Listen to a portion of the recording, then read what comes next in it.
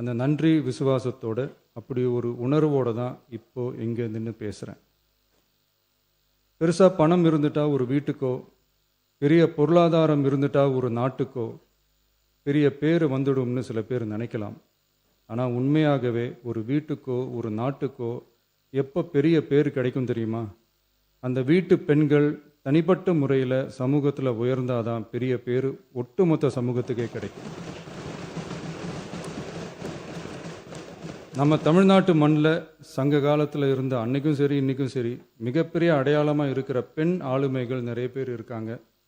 ஔவையார், காக்கை, பாடினியார்னு சங்க காலத்து ஆளுமைகள், கண்ணகி, மணிமேகலை, குண்டலகேசி இவங்கெல்லாம் இலக்கியத்தில் நிலைச்சி நிற்கிறவங்க. ஆண்டாள், காரைக்கால் அம்மையார் இவங்கெல்லாம் ஆன்மீகத்திலையும் இலக்கியத்திலையும் உயர்ந்த இடத்துல இருக்கிறவங்க. ராணி வேலு நாச்சியார், குயிலி, அம்புஜம் அம்மாள், ருக்மணி லட்சுமிபதி அம்மாள், டாக்டர் முத்துலட்சுமி ரெட்டி அஞ்சலை அம்மாள், மக்கள் சேவகர் அஞ்சலை அம்மாள்னு நம்ம நாட்டோட விடுதலை போராட்டத்தில் கலந்துக்கிட்டவங்க. நம்ம தமிழ்நாட்டு பெண் ஆளுமைகள் நிறைய பேர் இருக்காங்க. சுதந்திர போராட்டத்தில் இருந்து சமூக நீதி போராட்டம் வரைக்கும் கலந்துக்கிட்டவங்க தான் நம்ம தமிழ்நாட்டு பெண்கள்.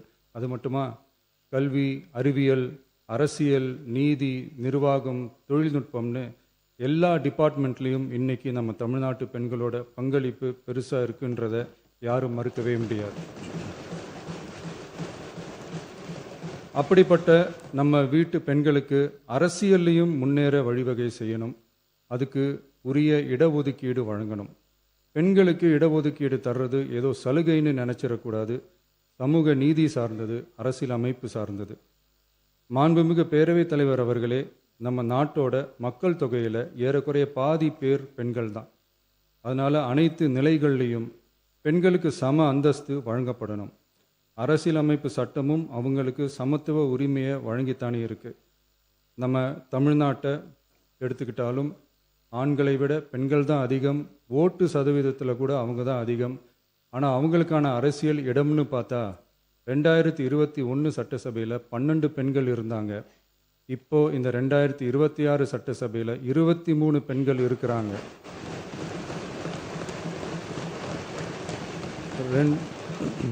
2 மடங்கு ஆகி இருக்கு. ஆனாலும் சதவீத கணக்குப்படி பெருசாக உயரலை. மாண்புமிகு பேரவைத் தலைவர் அவர்களே, ஒன்றிய அரசு 2023ஆம் ஆண்டு மக்களவை, அனைத்து மாநில சட்டமன்றங்கள் மற்றும் டெல்லி யூனியன் பிரதேச சட்டமன்றத்தில் 106வது அரசியல் சாசன திருத்த சட்டத்தினை 2023 செப்டம்பர் 28 நிறைவேற்றி 2026 ஏப்ரல் 16 முதல் நடைமுறைக்கு வந்துள்ளது. இருப்பினும் மேற்படி தொகுதி ஒதுக்கீடானது மக்கள் தொகை கணக்கெடுப்பு மற்றும் அதை தொடர்ந்து நடக்கும் தொகுதி மறுவரையறை பணிகளுக்கு பிறகுதான் முழுமையாக நடைமுறைக்கு வரும் என்று தெரிவிக்கப்பட்டுள்ளது. மேலும் ஒன்றிய அரசு 2026ஆம் ஆண்டு 131வது அரசியல் சாசன திருத்த சட்ட மசோதாவையும் 2026ஆம் ஆண்டு தொகுதி மறுவரையறை சட்ட மசோதாவையும் தாக்கல் செய்து 2026 ஏப்ரல் 17 2 பங்கு உறுப்பினர்களில் ஆதரவு இல்லாமல் மசோதா நிறைவேறவில்லை. அவ்வாறு மக்கள் தொகை கணக்கெடுப்பு மற்றும் தொகுதி மறுசீரமைப்புடன் பெண்களுக்கான தொகுதி ஒதுக்கீட்டை இணைப்பதால் அதனை நடைமுறைப்படுத்த மேலும் பல ஆண்டுகள் காலதாமதம் ஆகலாம். மாண்புமிகு பேரவைத் தலைவர் அவர்களே, நாடாளுமன்றம் மற்றும் மாநில சட்டமன்றங்களில் மகளிருக்கென 1/3 பங்கு தொகுதி ஒதுக்கீட்டு செய்து சட்டம் நிறைவேற்றப்பட்டிருந்த போதிலும் அதனை நடைமுறைப்படுத்துவதில் ஏற்படும் கால தாமதத்தினால் அச்சட்டம் நிறைவேற்றப்பட்டதன் நோக்கம் நிறைவேறாமல் காலம் தாழ்த்தப்படும் சூழ்நிலை உருவாகியுள்ளது. இது பெண்களின் அரசியல் உரிமையை மறுக்கும் செயலாகும். எனவே மகளிருக்கான தொகுதி ஒதுக்கீட்டை மக்கள் தொகை கணக்கெடுப்பு மற்றும் தொகுதி மறுவரையுடன் இணைத்து அதனை ஒத்திவைக்கக்கூடாது. மேற்படி தொகுதி ஒதுக்கீட்டை விரைந்து நடைமுறைப்படுத்துவதற்கு உரிய நடவடிக்கைகள் எடுக்கப்பட வேண்டும் என தமிழ்நாடு அரசு ஒன்றிய அரசை வலியுறுத்துகிறது. மாண்புமிகு பேரவைத் தலைவர் அவர்களே, நம்ம டிவிகே அரசு பெண்களுக்கான அரசியல் அதிகாரம் வழங்குறதுல முன்னோடி மாநில அரசாக தான் இருக்கு. 4 பெண் அமைச்சர்கள் இருக்கிறாங்க. பெண்கள் பாதுகாப்புக்கு சிங்கப்பெண் சிறப்பு அதிரடிப்படை இருக்குது. பெண்களுக்கான பாதுகாப்பில், பெண்களுக்கான இம்பார்ட்டன்ஸில் டிவிகே அரசு ரொம்ப கவனமாக தான் இருக்குது. இனியும் அப்படி தான் இருக்கும். உள்ளாட்சியில் உள்ளாட்சியில் பெண்களுக்கு 50% இடஒதுக்கீடு கொடுத்ததும் இன்னைக்கு ஆயிரக்கணக்கான பெண்கள் மக்கள் பிரதிநிதிகளாக மாறி இருக்காங்க. அவங்களோட தலைமை பண்பும் ப்ரூவ் ஆகி இருக்கு. அதே மாதிரி பெண்களோட வெற்றியை சட்டமன்றத்திலையும் பார்லிமெண்ட்லேயும் எக்ஸ்டெண்ட் பண்ண வேண்டிய நேரம் வந்துருச்சு. மாண்புமிகு பேரவைத் தலைவர் அவர்களே, இன்று இந்த பேரவையின் வாயிலாக பெண்களுக்கான 33% இடஒதுக்கீட்டை இனியும் தாமதிக்காமல் நடைமுறைப்படுத்த வேண்டும் என்று ஒன்றிய அரசை வலியுறுத்துகிறோம். இது பெண்களுக்கான சலுகை இல்லை, இது அவர்களுடைய ஜனநாயக உரிமை. இது ஒருவருக்கான வெற்றி அல்ல, இது இந்திய ஜனநாயகத்தின் வெற்றி. ஒரு பெண் அதிகாரம் பெறும்போது ஒரு குடும்பம் உயர்கிறது. ஆயிரக்கணக்கான பெண்கள் அதிகாரம் பெறும்போது ஒரு நாடே உயர்கிறது. மக்கள் தொகை கணக்கெடுப்பு மற்றும் தொகுதி மறுசீரமைப்புடன் பெண்களுக்கான தொகுதி ஒதுக்கீட்டை இணைப்பதால் ஏற்படும் காலதாமதத்தின் காரணமாக பெண்களுக்கான தொகுதி ஒதுக்கீட்டை ஒத்திவைக்க கூடாது என்றும் அதை விரைவாக அமல்படுத்த தகுந்த அரசியலமைப்பு மற்றும் சட்டப்பூர்வ நடவடிக்கைகள் எடுக்கப்பட வேண்டும் என்றும் தமிழ்நாடு அரசு ஒன்றிய அரசை வலியுறுத்துகிறது.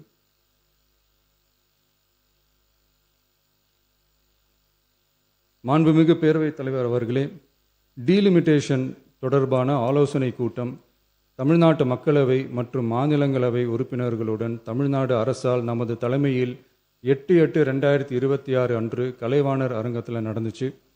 அந்த கூட்டத்தில் தமிழ்நாட்டை சேர்ந்த அனைத்து மக்களவை மற்றும் மாநிலங்களவை உறுப்பினர்களுக்கும் அழைப்பு விடுக்கப்பட்டு இந்திய தேசிய காங்கிரஸ் கட்சியின் 11 உறுப்பினர்களும், விடுதலை சிறுத்தைகள் கட்சியின் 2 உறுப்பினர்களும், இந்திய கம்யூனிஸ்ட் கட்சியின் 2 உறுப்பினர்களும், மார்க்சிஸ்ட் கம்யூனிஸ்ட் கட்சியின் 2 உறுப்பினர்களும், இந்திய யூனியன் முஸ்லீம் லீக் கட்சியின் உறுப்பினரும் மற்றும் மறுமலர்ச்சி திராவிட முன்னேற்றக் கழகத்தின் உறுப்பினரும் என 6 கட்சிகளை சேர்ந்த உறுப்பினர்கள் பங்கேற்றாங்க.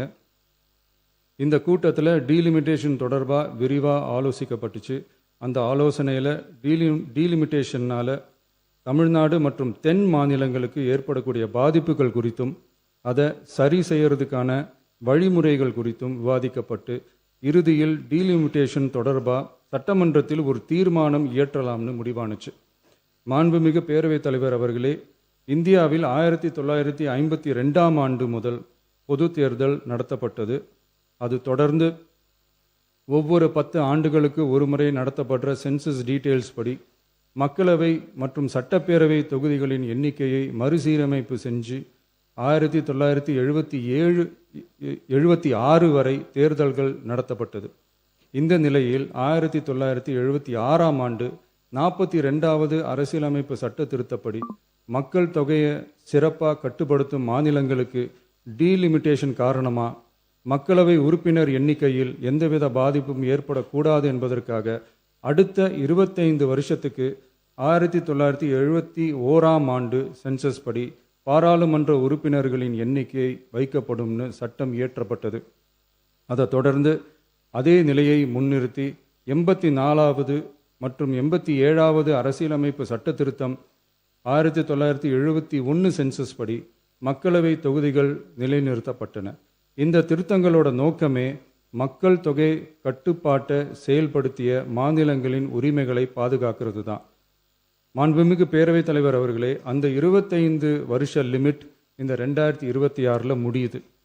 இதை முன்னிட்டு கடந்த 50 வருஷமாக இருந்து வந்த டீலிமிட்டேஷன் தடையை அகற்றி 2011 சென்சஸ் அடிப்படையில் மக்களவை மற்றும் சட்டப்பேரவை தொகுதிகளின் எண்ணிக்கையை நிர்ணயிக்க நாடாளுமன்றத்தில் ஒரு மசோதா ஏப்ரல் 2026 அறிமுகப்படுத்தப்பட்டு அந்த மசோதா தோல்வியில் முடிஞ்சது. இப்போ மீண்டும் ஒன்றிய அரசு மக்களவை உறுப்பினர்களின் எண்ணிக்கையை 50% அதிகரிக்க செய்து டீலிமிட்டேஷன் மசோதாவை அறிமுகப்படுத்த உத்தேசித்து இருப்பதா சில அரசியல் கட்சிகள் தெரிவிப்பதா கூறப்படுது. இந்த வரக்கூடிய மசோதா குறித்து 8/8/2026 பாராளுமன்ற உறுப்பினர்களோட நடந்த கூட்டத்தில் விவாதிச்சப்போ மேலே சொன்ன மாதிரி தற்போது அறிமுகப்படுத்தப்பட உள்ள மசோதா நிறைவேறினால் ஒவ்வொரு மாநிலத்துக்கும் தலா 50% மக்களவை உறுப்பினர்களின் எண்ணிக்கையை முதலில் அதிகரித்தாலும் அதனைத் தொடர்ந்து 2026 சென்சஸுக்கு பிறகு அரசியலமைப்பு பிரிவு ஆர்டிகல் 81(2)A அதன் கீழ் மாநிலத்தின் மக்கள் தொகையின் அடிப்படையில் தொகுதிகள் மறுசீரமைக்கப்படும். இப்படி செஞ்சால் தென் மாநிலங்களின் பாராளுமன்ற உறுப்பினர் எண்ணிக்கை வெகுவா குறைய வாய்ப்பு இருக்குது. கடைசியில் மக்கள் தொகை கட்டுப்பாட்டை சிறப்பாக செயல்படுத்தின தமிழ்நாடு உள்ளிட்ட தென் மாநிலங்களுக்கு பெரும் அரசியல் பிரதிநிதித்துவ அநீதி இழைக்கப்படும். சர்வ வல்லமை பெற்றதா டீலிமிட்டேஷன் ஆணையம் இருக்குது. இந்த அதிகாரத்தை தவிர்த்து பாராளுமன்றத்திற்கே இறுதி செய்யும் அதிகாரம் இருக்க வேண்டும் என்ற கருத்தும் முன்வைக்கப்பட்டது.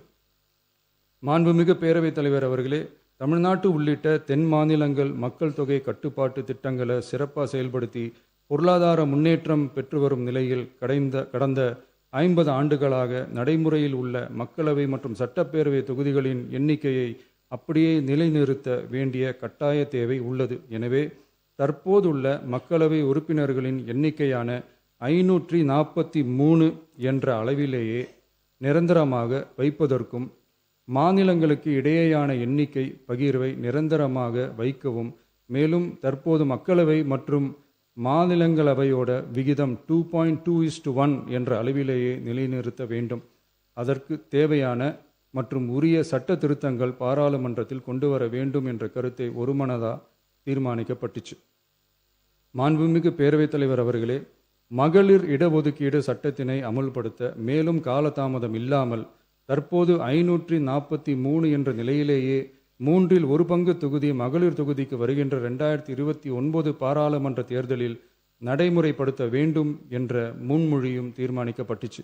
ஆகவே மேற்கூறிய காரணங்களால் தமிழ்நாட்டில் உள்ள அனைத்து சட்டமன்ற கட்சியின் தலைவர்களும் ஒருமித்த கருத்தோடு தமிழ்நாட்டை முன்னிறுத்தி கட்சி வேறுபாடின்றி ஒருமித்த குரலில் பேச வேண்டும் என்ற கருத்தை வலியுறுத்தி நாம முன்மொழிகிற தீர்மானத்தை ஒருமனதாக நிறைவேற்றி தருமாறு கேட்டுக்கொள்கிறோம். தொகுதி மறுவரையறை மற்றும் மகளிர் இடஒதுக்கீடு அரசினர் தனி தீர்மானம். தமிழ்நாடு உள்ளிட்ட அனைத்து மாநிலங்கள் மற்றும் யூனியன் பிரதேசங்களில் மக்களவை சட்டப்பேரவை உறுப்பினர்களின் எண்ணிக்கையானது கடந்த 50 ஆண்டுகளாக 1971ஆம் ஆண்டினுடைய மக்கள் தொகை கணக்கெடுப்பு புள்ளி விவரங்களின்படி நிர்ணயிக்கப்பட்டு தேர்தல்கள் நடத்தப்பட்டு வருகிறது. ஏப்ரல் 2026இல் பாராளுமன்றத்தில் கடந்த 50 ஆண்டு கால தொகுதி மறுவரையறை தடையை நீக்கவும் 2011ஆம் ஆண்டு மக்கள் தொகை கணக்கெடுப்பு அடிப்படையில் தொகுதி மறுவரையறை செய்திடவும் மக்களவை உறுப்பினர்களின் எண்ணிக்கையை 550 850 அதிகரிக்கவும் கொண்டுவரப்பட்ட அரசியலமைப்பு சட்ட திருத்த மசோதா தோல்வியடைந்தது. இந்நிலையில் மீளவும் மேற்குறிப்பிட்ட அரசியலமைப்பு சட்ட திருத்த மசோதா கொண்டுவரப்பட உள்ளது என தெரிந்ததின் அடிப்படையில் 1971க்கு பிறகு உள்ள எந்த மக்கள் தொகை கணக்கெடுப்பை அடிப்படையாக கொண்டு தொகுதி மறுவரையறை செய்தாலும் மக்கள் தொகையை சிறப்பாக கட்டுப்படுத்திய தமிழ்நாடு உள்ளிட்ட தென் மாநிலங்களின் நாடாளுமன்ற பிரதிநிதித்துவம் நிரந்தரமாக பாதிக்கப்படும் என்பது நிதர்சனமான உண்மை. ஒன்றிய அரசு அளித்த உறுதியின்படி மக்கள் தொகை கட்டுப்பாட்டு திட்டங்களை சிறப்பாக செயல்படுத்தி நல்ல பொருளாதார வளர்ச்சி கண்டு நல்ல சுகாதாரம் மக்கள் நல திட்டங்களை மேற்கொண்டு வரும் எந்த ஒரு மாநிலமும் தொகுதி மறுவரையால் பாதிக்கப்படாமல் பார்த்து கொள்வது ஒன்றிய அரசின் தலையாய கடமையாகும். எனவே தற்போதுள்ள மக்களவை உறுப்பினர்களின் எண்ணிக்கையான 543 என்ற அளவிலேயே நிரந்தரமாக வைப்பதற்கும் மாநிலங்களுக்கு இடையேயான எண்ணிக்கை பகிர்வை நிரந்தரமாக வைக்கவும், மேலும் தற்போது மக்களவை மற்றும் மாநிலங்கள் அவையினுடைய விகிதம் 2.2:1 என்ற அளவிலேயே நிலைநிறுத்த வேண்டும் என்றும், அதே வேளையில் பெண்களுக்கான 33% இடஒதுக்கீட்டை காலதாமதமின்றி தற்போது 543 தொகுதிகளின் அடிப்படையிலேயே 2029ஆம் ஆண்டு மக்களவை தேர்தலில் நடைமுறைப்படுத்த வேண்டும் என்றும் ஒன்றிய அரசை வலியுறுத்தி தமிழ்நாடு சட்டமன்ற பேரவை கீழ்கண்ட தீர்மானங்களை ஒருமனதாக நிறைவேற்றுகிறது. 1. நாடாளுமன்ற மக்களவையின் மொத்த உறுப்பினர்களின் எண்ணிக்கையை 543 என்ற நிலையிலேயே நிரந்தரமாக்க வேண்டும். 2. தற்போதுள்ள மக்களவை உறுப்பினர்களின் இடங்களின் எண்ணிக்கையை மாநிலங்களுக்கிடையே, அதாவது விகிதாச்சார பிரதிநிதித்துவம் தற்போதுள்ள அளவிலேயே நிரந்தரமாக்க வேண்டும். 3. வரவிருக்கும் மக்களவை பொது தேர்தலிலும் அதன் பிறகு சட்டமன்ற பொது தேர்தல்களிலும் 1/3 தொகுதி ஒதுக்கீட்டு பலனை பெண்கள் பெறுவதை உறுதி செய்ய வேண்டும் என ஒன்றிய அரசை தமிழ்நாடு சட்டமன்ற பேரவை ஒருமனதாக வலியுறுத்துகிறது. மாண்புமிகு பேரவைத் தலைவர் அவர்களே, இந்த தீர்மானம் ஒரு அரசியல் கட்சியின் தீர்மானம் அல்ல, தமிழ்நாட்டின் உரிமையை நிரந்தரமாக நிரந்தரமாக பாதுகாக்கும் தீர்மானம். எனவே அனைத்து கட்சிகளை சேர்ந்த மாண்புமிகு பேரவை உறுப்பினர்கள் இந்த தீர்மானத்தை ஒருமனதாக நிறைவேற்றி தர வேண்டும் என்று கேட்டுக்கொள்கிறோம். நன்றி.